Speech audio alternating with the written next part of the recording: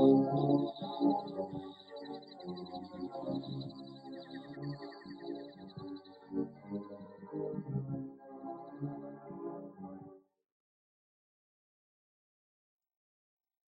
this is naturalist wildman Steve Brill. You're watching Foraging with a Wildman, part of the Inquiring Naturalist series brought to you by the Queen's Greens. I'm a naturalist and environmental educator. I take people on field walks throughout the greater New York area, searching for edible and medicinal wild plants and mushrooms. On this show, I interview other naturalists, scientists, and environmentalists, and today we are covering wild fruits. The fruits are going to be the guests. We've already done a show on wild fruits. There are so many delicious edible fruits and berries growing in the parks throughout greater New York that we need to do a second show to try to cover most of them. Like other wild plants and mushrooms, if you're going to eat any of these, you need to identify them with 100% certainty. You can eat any berry once, but you might not be alive to eat it a second time. Pick it away from heavy traffic or other pollution. Wash it off when you get home.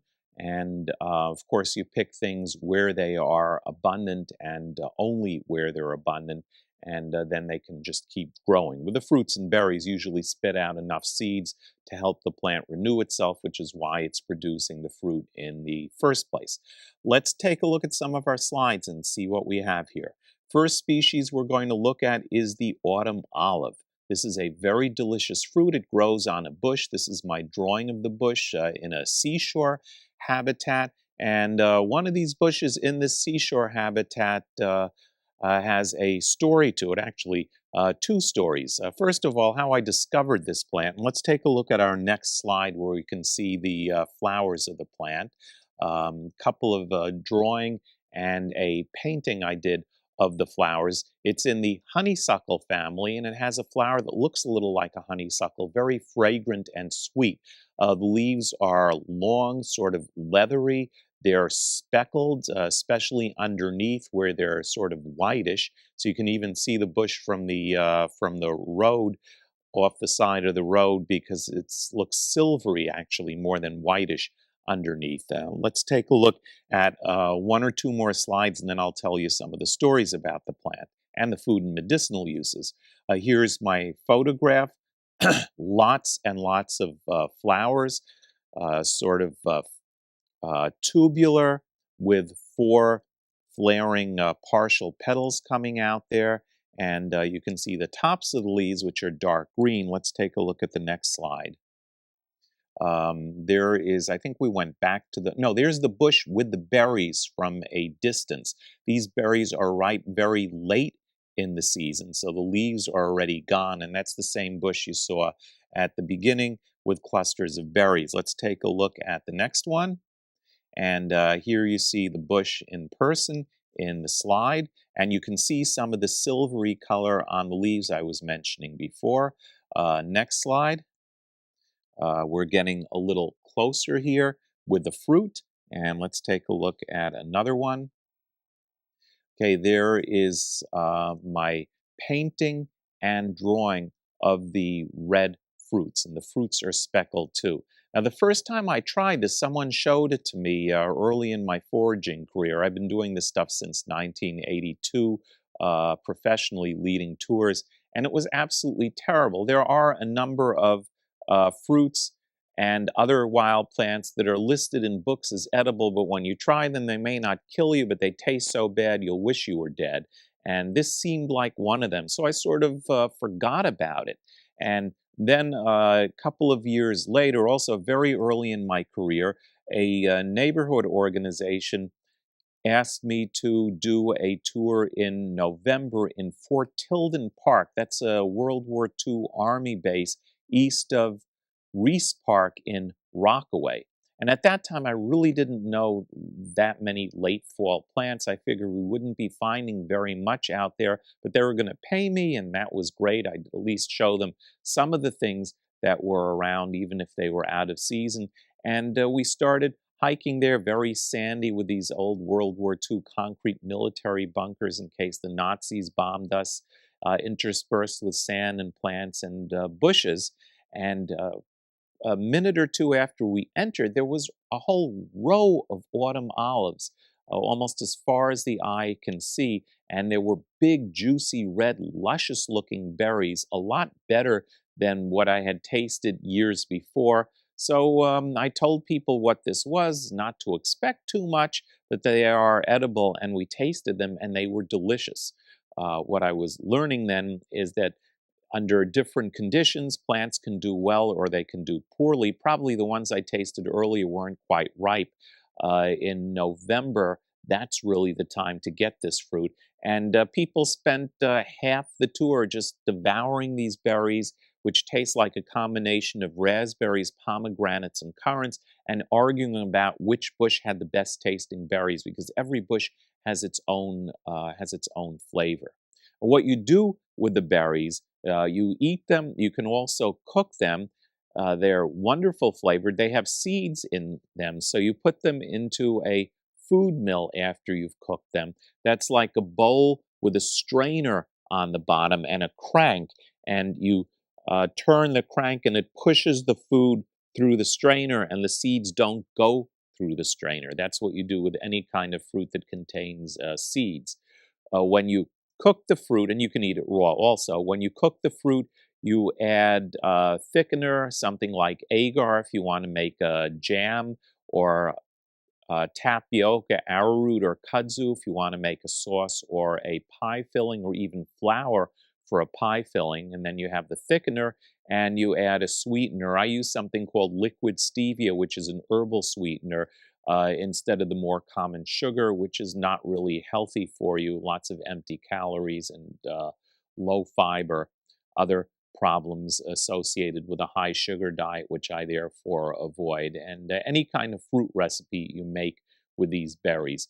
Not only are they delicious, they have a lot of vitamin C in them, they also are a great source of lycopene, which has been in the news quite often. It's an antioxidant that helps protect you against cancer and heart disease.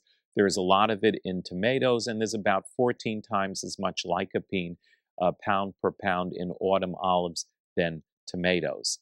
Let's take a look at our next slide.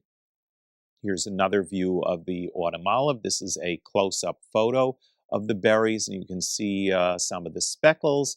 They're globe-shaped, they're bright red or crimson, and they grow in fairly dense clusters. Let's take a look at our next one. The super close-up, you can see the speckles on the berry really well. Now, another use of this berry is it can sometimes win you friends. I was eating autumn olives and collecting them in the Jamaica Bay Wildlife Sanctuary also quite a number of years ago. This would actually be in November of 1986. Now, the Jamaica Bay Wildlife Refuge is part of the Gateway Park System, which is part of the National Park System. You're allowed to drill for oil in the national parks. You're allowed to clear cut. You're allowed to extract minerals. But if you eat a single berry and an attack ranger sees you, they will drive their jeeps across whatever delicate areas there are to nab you. But I like hands-on ecology. And I love these berries. They were planted there, and they should not have been planted there because as delicious as they are an invasive berry. They are from Asia, and the bush tends to displace the native species, but it attracts the birds and therefore attracts the bird watchers and therefore gives the people who run the Jamaica Bay Wildlife Sanctuary a little bit more of a justification to keep their jobs. So I was eating these, watching really carefully that no one saw me eating them, and I heard footsteps, and there was this senior citizen, an older gentleman, coming down the path, and I had to decide right away, what should I do? Should I put the container under my shirt and hide it and pretend to be looking for birds, which is the only thing they allow you to do there, or should I offer him a berry? I decided to risk the latter. Maybe he would turn me into the park rangers. Maybe he wouldn't. But I offered him a berry. He liked the berry. I gave him one of my flyers. And the next spring, he started coming on my tours and took my field botany course that I was teaching through the parks department back then. And we became friends. He must have come on dozens and dozens of tours, came to all my classes, and that was all thanks to the autumn olive. It's a wonderful, wonderful berry. It's one that most people do not know about. And it is very common. As I said, it grows in old fields and near the seashore. Let's take a look at our next slide. And here we have my painting of the flowers of the sweet cherry. Now, the sweet cherry is also not native. It comes from Europe. And these trees grow in the parks and along the edges of the woods because people planted these in their backyards. The birds ate the cherries and spread and dropped the seeds. The wood is smooth and sort of a reddish brown with horizontal white streaks called lenticels. Those help the tree breathe. And they have these beautiful white flowers. I believe there are 5 petals on them. Let's take a look at our next slide. And the cherries bloom in April or May. I think actually more May. And this is a close-up of the blossoms. It's radially symmetrical. That means the petals, the flower looks the same any way that you turn it with 5 petals. And you see the stamen sticking out there. Those are the parts that have the pollen. There's a pistil in the center, which is where the insect transfers the pollen. And of course, the flowers are white. Let's take a look at our next slide. And this is my painting of the actual cherries. And these are in season in late June, and they are very, very delicious. I love these. Let's take a look at our next slide. Now, this is a different cherry tree.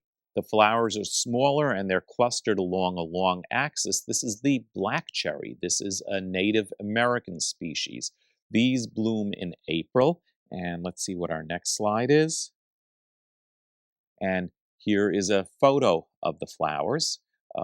Again, they're white. They have 5 petals, very similar to the sweet cherry, but much smaller on these long clusters. And they have quite a nice smell to them also. And our next slide. And this is my drawing of the black cherries when they're in fruit. This would be in late July, August into September. The fruits are black and round. They have a different taste than the sweet cherries. The sweet cherries are similar to the commercial cherries, not quite as sweet and with more flavor. The black cherries are less sweet yet, and they also have a bit of a bittersweet flavor with a grapefruit overtone. Once you start eating them, they taste really strange. And the first time I ate one of these, I didn't know whether I was going to live or die. And I tell people you have to identify everything with 100% certainty. Long before I led any tours, I started getting books about edible wild plants. And I found one of these in my neighborhood. I used the book. I was pretty sure that I had identified it correctly, but I was a total beginner with wild plants. So even though I was totally sure, I'd gone through all the details, I'd looked at the pictures, there weren't any poisonous lookalikes, I still wasn't completely sure. And I ate one of the cherries and had this really weird taste to it, and I was wondering whether I'd wake up the next morning or not. And I did wake up the next morning, and it was the black cherry. And once you get used to it, you cannot stop eating them. I had a tour in Marine Park once where in the summer, we found black cherries. I gave people a lot of time to eat them and to put them in their containers. And then it was time to go to the next plant. Okay, let's go. They wouldn't. Come on, let's go. They would not go. They just were glued to those other things to look at. Nope. More cherries, eating, collecting, could not get people to move. And the bad thing was when I finally was able to get them to move on, the black cherry trees were all over. They were at the peak of their season, and people groups of people in the group would just keep getting stuck at these black cherry trees and picking. So the flavor does grow on you. Different black cherry trees have different qualities. Some are better than others. So you want to try several trees, and some years are better than others. They like fairly dry years when there's not a lot of rain, not total solid drought, but a pretty dry summer. That's when they're going to be at their best. And they have vitamin C in them. Cherries are used in Europe as a cherry cure, where people go to spas and eat nothing but cherries, sort of like a semi-fast for a few days to detoxify themselves. And the Native American black cherry was used by the Native Americans for coughs and sore throat. It is astringent. You peel off the outer bark, and there's a layer that surrounds the wood called the cambium, and you boil that cambium. The cambium is also called the inner bark, but it's not really bark. Bit of a misnomer. You boil the cambium for about 20 minutes and drink the tea. It kills some of the germs that are infecting your throat, and it's also an astringent. It reduces the swelling and the inflammation.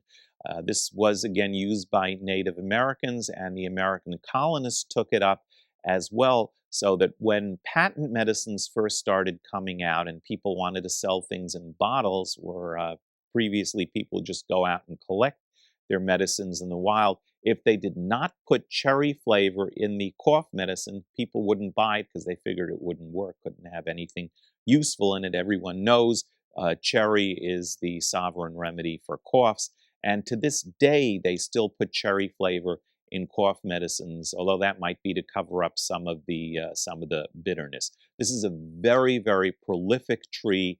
It grows along the seashore, it grows in fields, it grows in meadows. Sometimes you see it in the burrows on side streets as a street tree. Makes a lot of fruit, and you sweeten it. I'll often use cherry juice concentrate to sweeten it. Like the autumn olive, I'll cook it with a thickener and with a sweetener, strain out the seeds through a food mill, and put it into pastry rolls, make jams out of it. It's very strong flavored when you cook it, so a little goes a long way.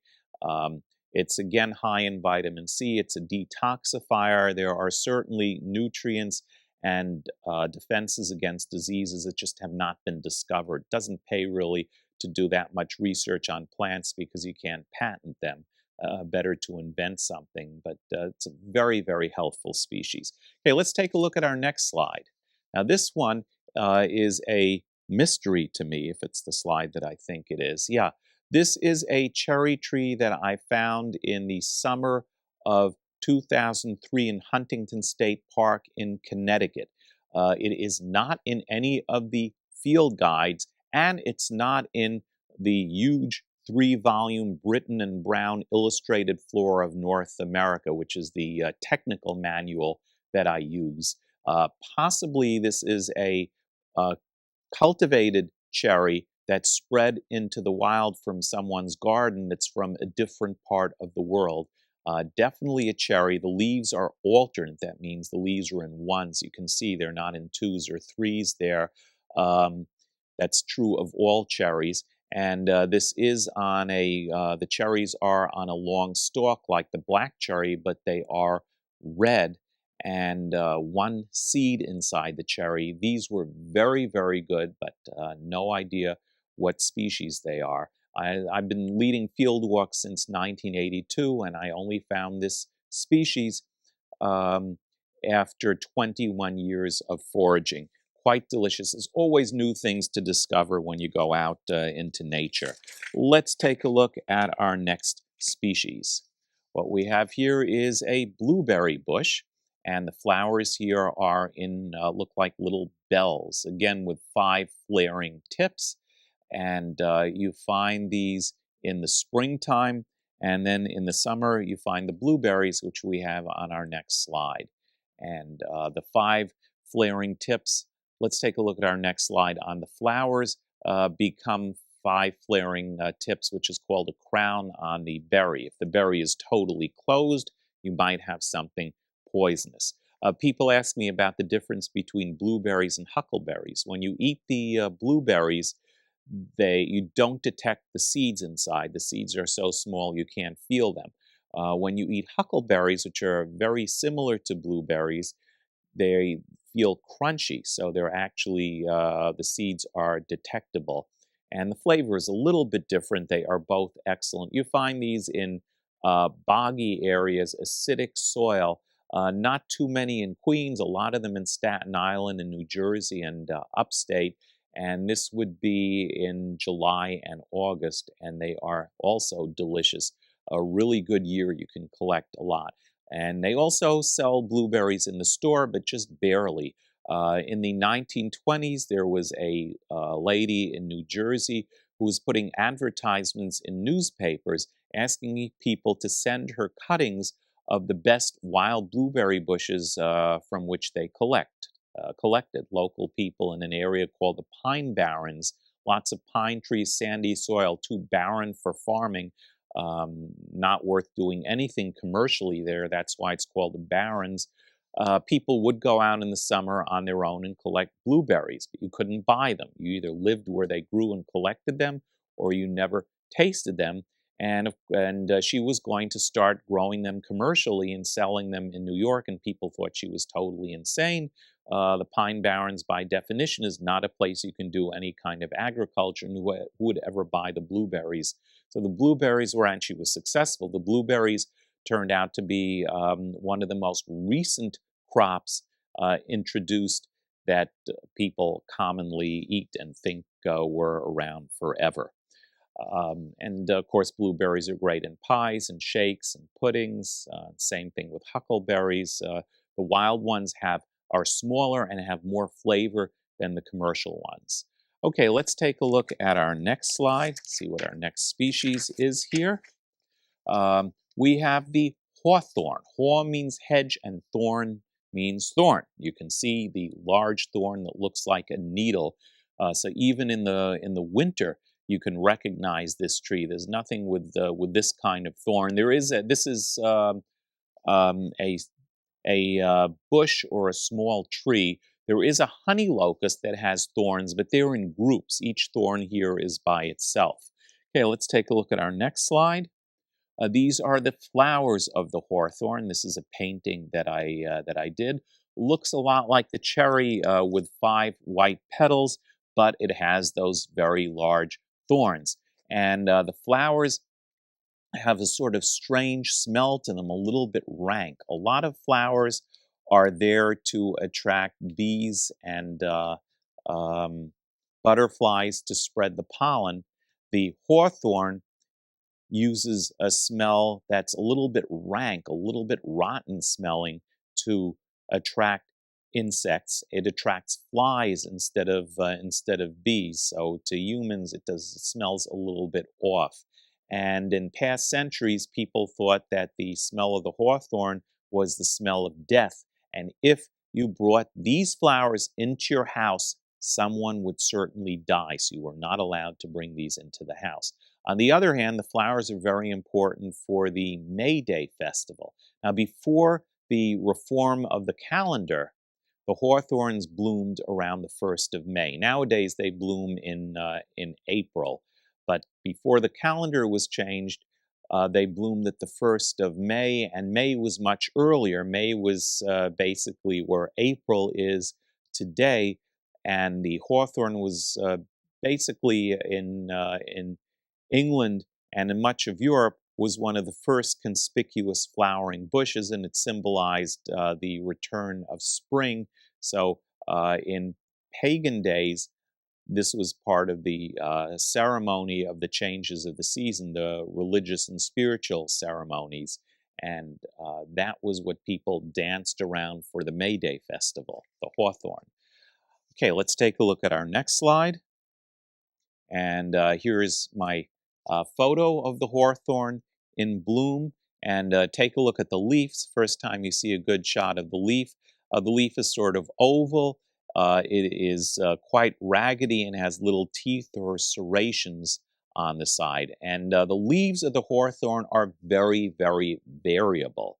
There are a lot of species of hawthorns. They're hard to tell apart. One botanist was given 2 hawthorn leaves and asked whether these leaves were from the same species or different species. And after great study, the botanist finally said, yes, they're from 2 different species. It turned out someone had picked the two leaves from opposite sides of the same tree. And to make it even more confusing, in Florida, there's some hawthorns that don't have the thorns. Around here in the Northeast, they all have those large thorns, so that makes them easy to recognize. Some are better than others. Some have berries that are about this big and are quite good. Others have very tiny berries where there's more seed than fruit. Let's take a look at our next slide. Okay, here's a close-up of the flower with the petals and again the stamens and the pistil in the middle. Next slide. And here is another drawing I did with ink and brushes of the hawthorn with the leaves, the sharp thorn, and the berries. The berries look like little apples, and that's sort of important too. The hawthorn is one of the things that demonstrates how evolution works. It's related to the apple, and it's basically Native American.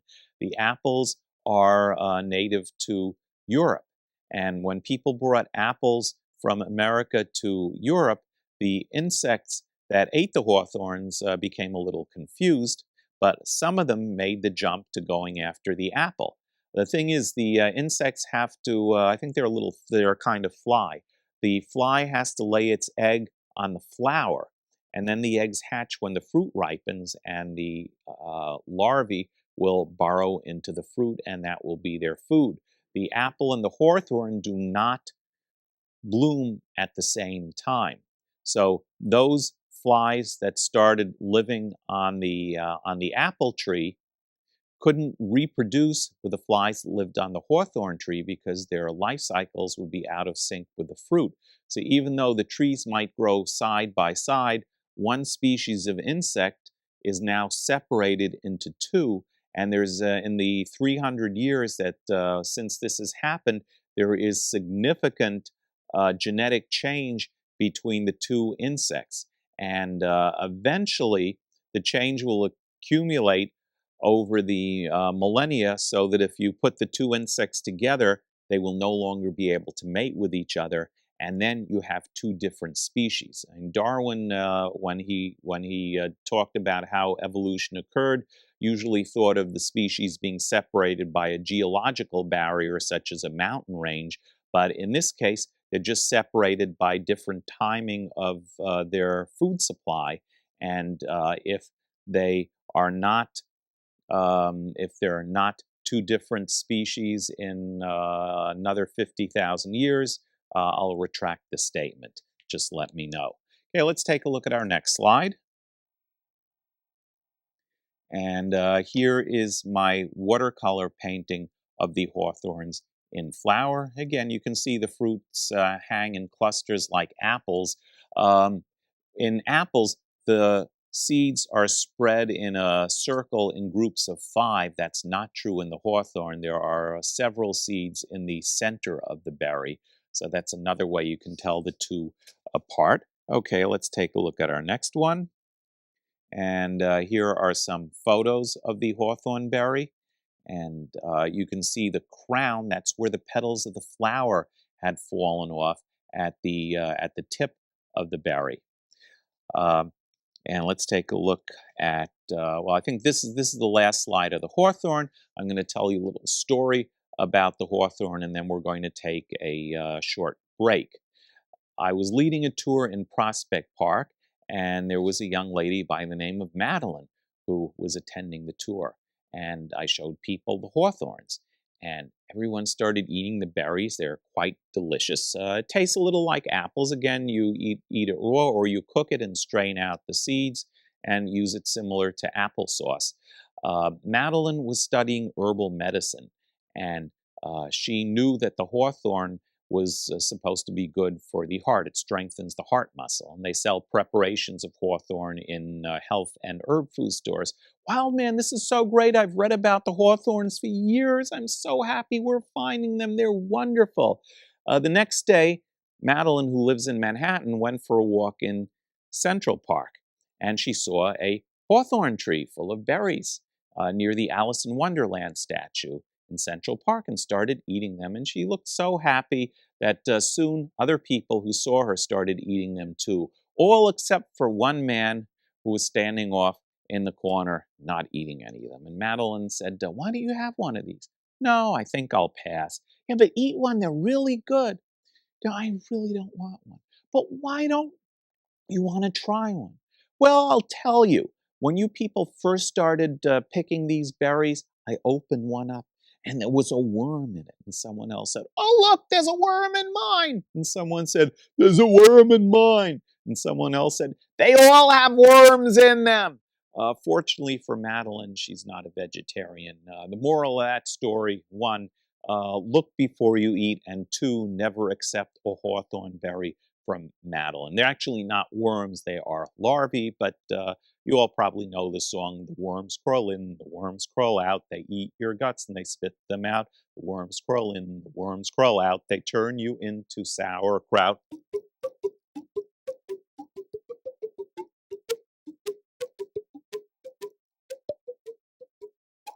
This is naturalist wildman Steve Brill. We're covering wild fruits and berries. This is Foraging with a Wildman, part of the Inquiring Naturalist series brought to you by the Queen's Greens. We're going to take a short break and be back in a minute. This is naturalist wildman Steve Brill. You're watching Foraging with a Wildman, part of the Inquiring Naturalist series brought to you by the Queen's Greens. We are covering wild fruits today. This is our second show on wild fruits and berries, and I'm showing you what some of these common renewable species look like, how to use them, and some of the stories and medicinal uses and nutrition behind them. Okay, let's take a look at our rose. Roses are also very common species. People plant them in their gardens, and there are a number of species. None of them are poisonous. Some are better than the others. And this one is called the multiflora rose, uh, um, which is one that has very small fruit. The fruit is called the hip of the rose. Since the name rose is already taken up by the flower, someone decided to call the fruit a hip. It's basically the fruit. This one will have small fruits, which are very seedy. You can make tea with it, which is full of vitamin C. But the wrinkled rose, which is our next photo, is the best one. Let's take a look at that. That's common in garden apartment complexes, grows in strawberry fields in Central Park, and it grows along the seashore. Let's take a look at our next photo of the wrinkled rose. You can see lots of bushy stamens inside. The leaf is compound. It's a long leaf divided into segments like the tail. You can see on the bottom of the photo, looks like the tail of a bird with feathers coming out on both sides. The bush is, of course, quite thorny. Let's take a look at our next one.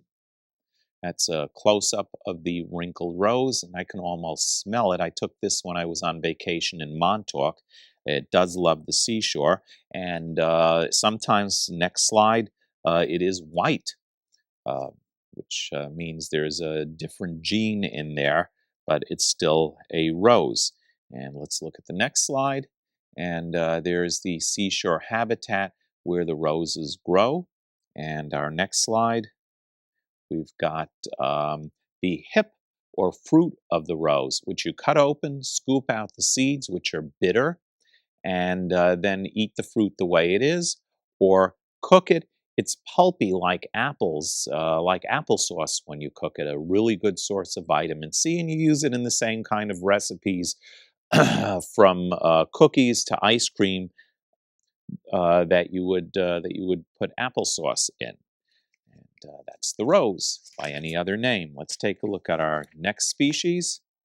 And here we have the wild persimmon. Um, this is a color pencil drawing I did of a persimmon tree in Casina Park right by the tennis courts. November and December are the times to go after this. And let's take a closer look at the persimmon. Next slide. This is what the flowers look like. They're pretty inconspicuous. You don't see them that commonly. Four petals, sort of cream color. The leaves are oval and alternate. And let's take a look at our next slide. Um, this is my drawing of the oval alternate finely toothed leaves. And next slide, we get the fruit of the persimmon, which is orange and globular. Next slide, you see my watercolor painting of the persimmon in the fall where the leaves have fallen off, and you can see the fruit.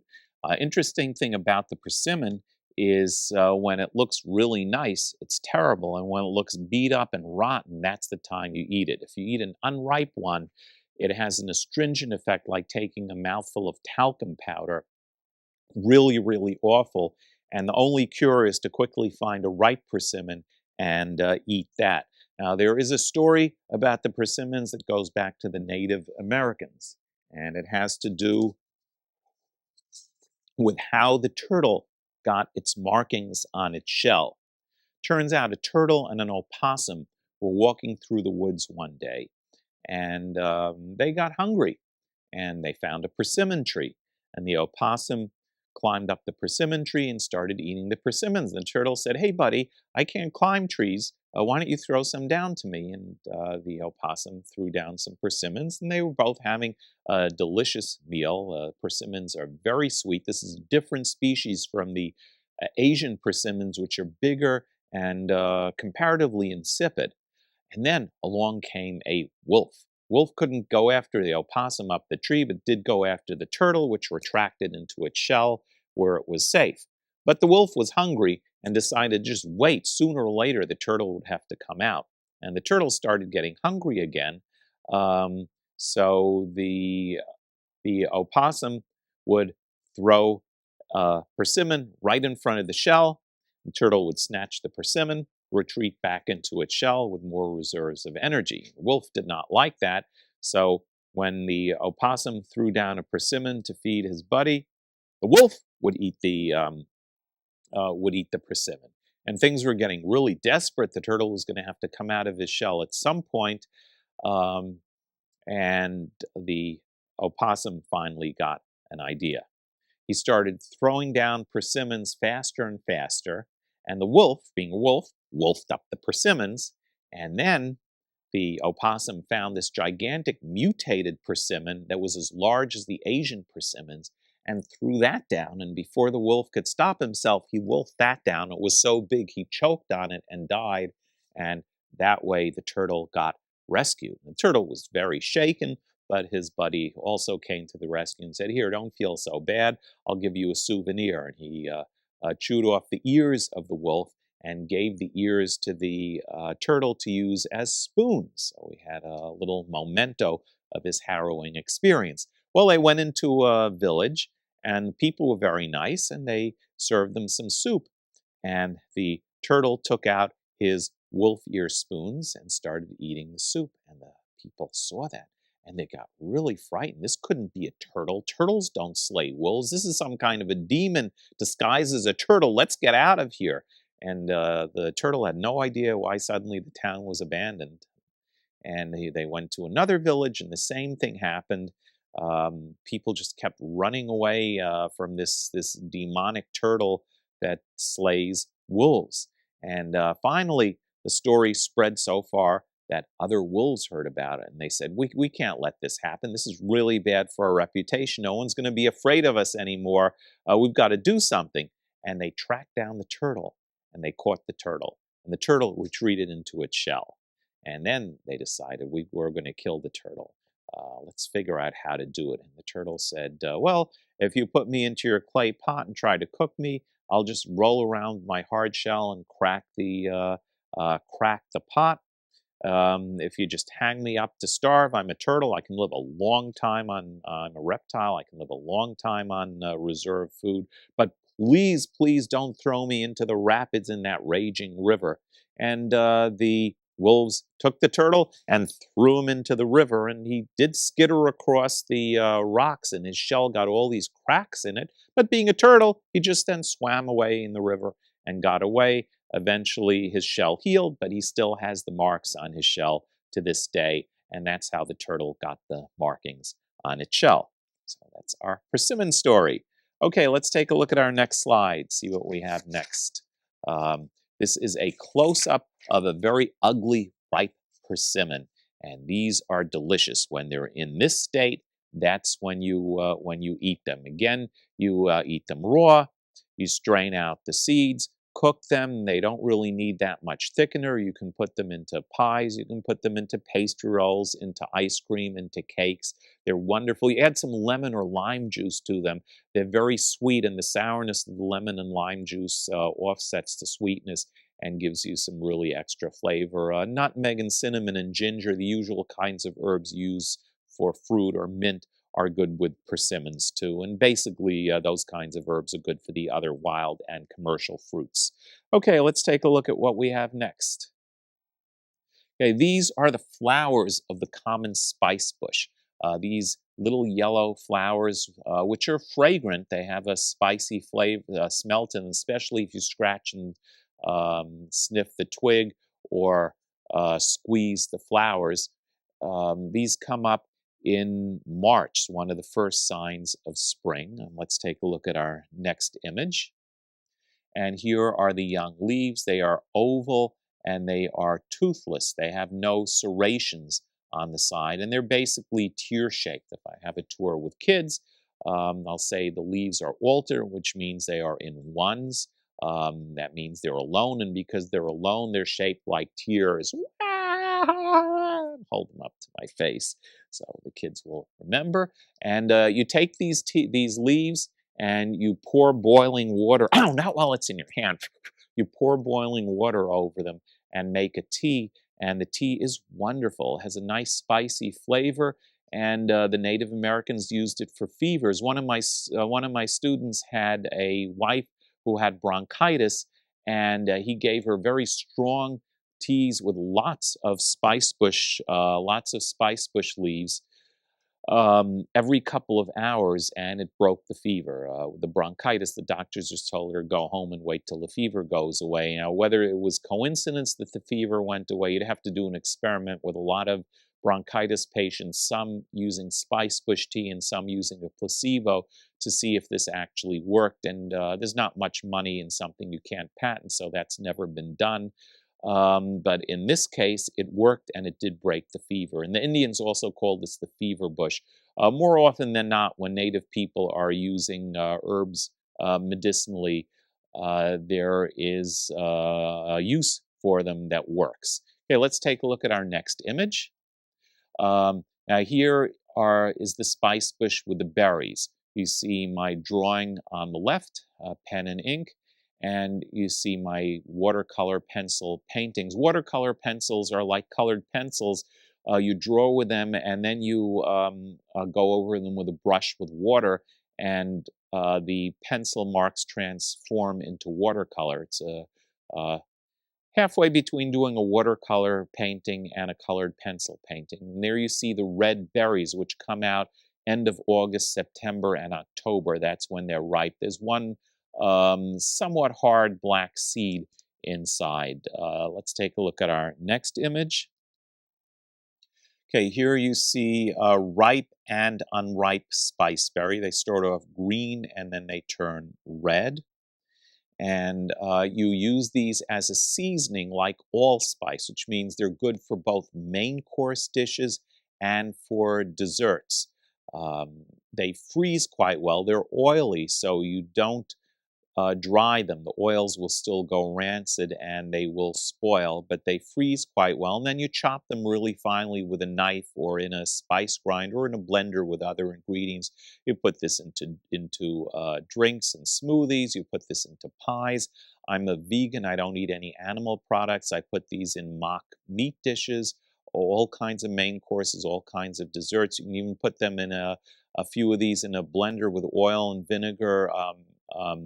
Mellow miso, which gives you some saltiness and some thickness. Oil and vinegar, if I didn't already mention that, maybe some garlic and some thyme, and turn that on, and you have a wonderful salad dressing. Allspice is a little bit similar in flavor to the common spice bush, so you have a comparison there. Okay, let's see what's next. Okay, this is my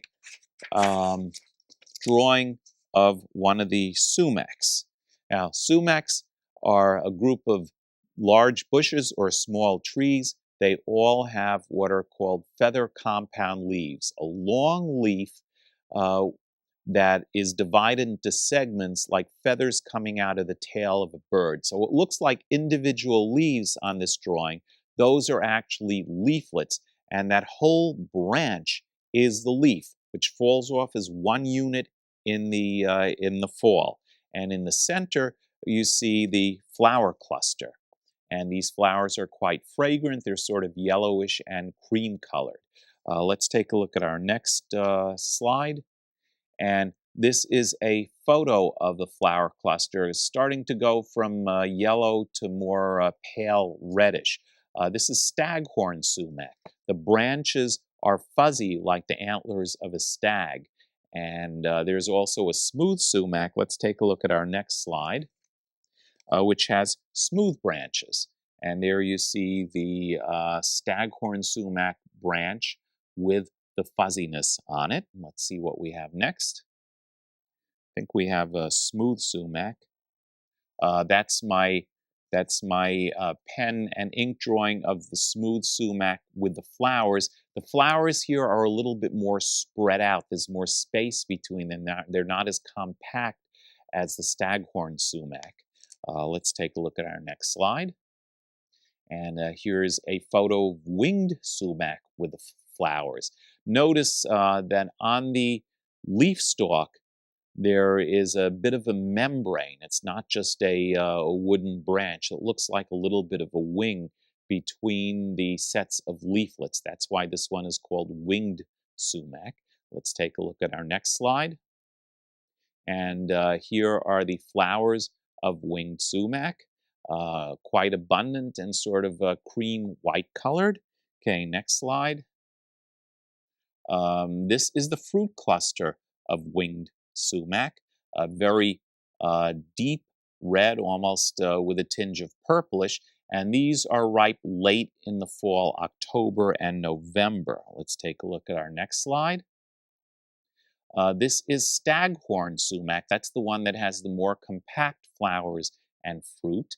And what you do with these fruit clusters is you put them in some cold water and rub them with your hands in the water, and then strain them out through a cheesecloth and put in a sweetener, and you have a pink lemonade, which is absolutely wonderful. This is high in vitamin C, probably has other antioxidants that have not been discovered yet.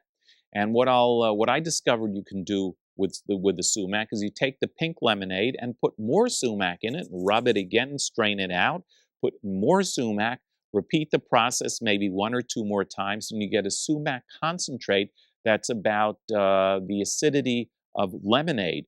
And if you do any cooking, there's everything from frostings to salad dressings where you use lemon juice. You sprinkle it over foods that need a little more sharpness. You add it to berries and pies and desserts and puddings. Sumac has its own flavor. It's as sour as the lemon juice and gives everything a wonderful exotic touch. It is used in traditional cooking in the Middle East. There are other species that grow there.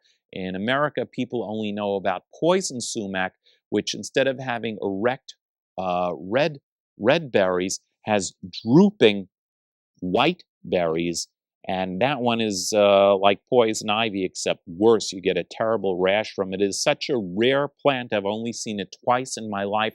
Never had the opportunity to do a drawing or take a photo of poison sumac. You'll only find that in sandy swamps. And again, if you can tell the difference between red and white, you're not going to confuse the plants. The edible sumacs are among the easiest to recognize and one of the best to use.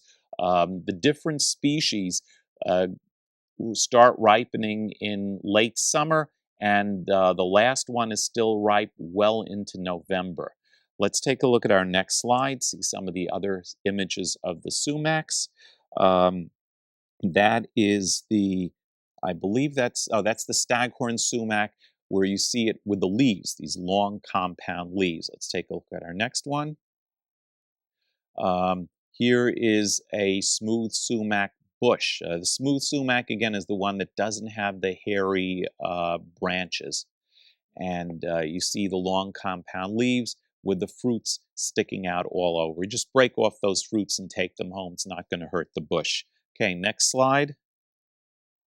Okay, here is a whole stand of smooth sumac. You can see lots of the bushes all over in this thicket. That's where it grows, in thickets and overgrown fields and near the seashore. Next fruit, next slide.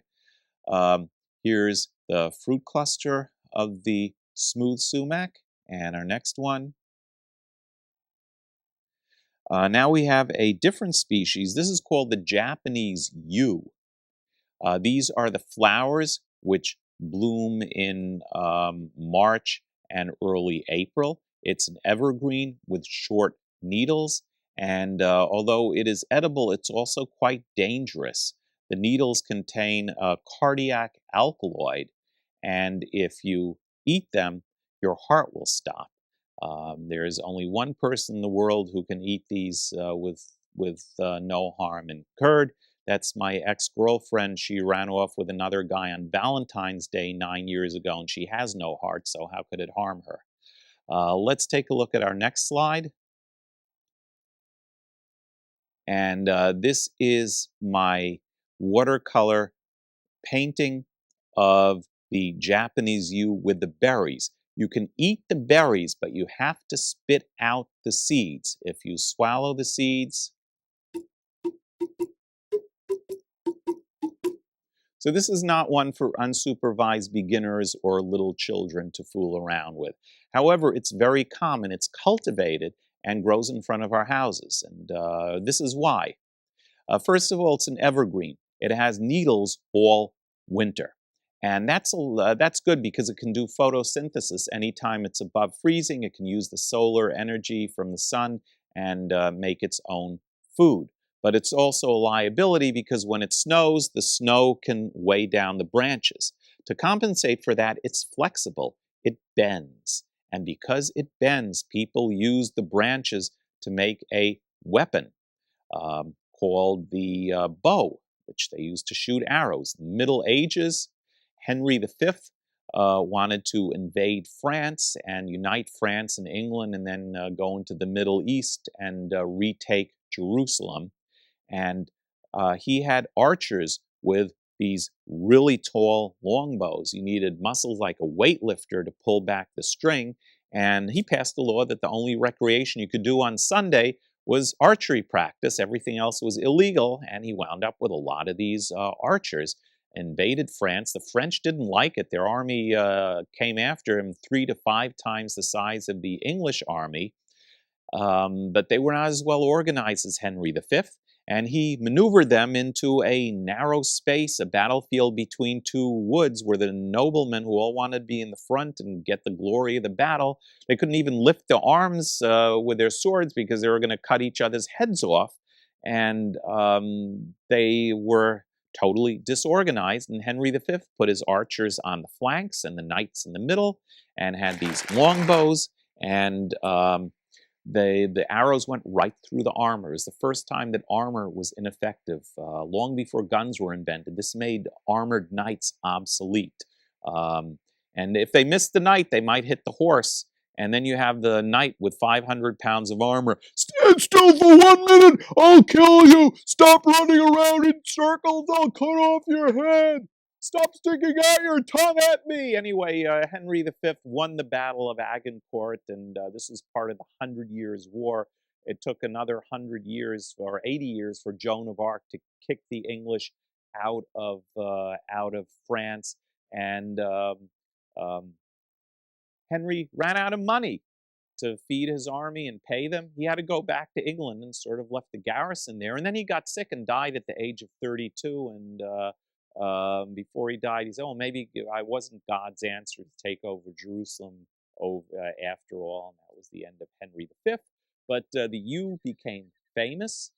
And the French, if they caught the English during the 100 Years' War, the English archers, they'd cut off their third finger to prevent them from ever wielding the bow again. And if the English were not caught, they would show the French that they still had their finger. And that's where this symbol came in from the Hundred Years' War. Uh, Subsequently, someone wrote a book about a great hero who was an outlaw instead of a king or a prince, and his name was Robin Hood, and he also used the wood of the yew. The yew became very, very popular because Robin Hood was such a big hit that the English planted yews all over their gardens, their churches, their schools, and the Americans followed suit, and that's why the yew is so common. Because it's poisonous, and because of the longbow, it's the symbol of death. As a matter of fact, Shakespeare called the yew doubly fatal, which means doubly deadly, because you can be killed by eating it, and you can be killed by the arrow. So that's a little bit of the natural history of the yew. Now, we've done 2 shows on wild fruits, and we have not even finished all of them, so there is going to be a part 3 of this. I'm naturalist wildman Steve Brill. You've been watching Foraging with a Wildman, part of the Inquiring Naturalist series brought to you by the Queen's Greens. Check out my website, wildmanstevebrill.com. Come on some of my tours. Learn about nature. There are wonderful things around to discover, and I've been sharing some of the most interesting and tasty and deadly wild fruits around. See you in the field.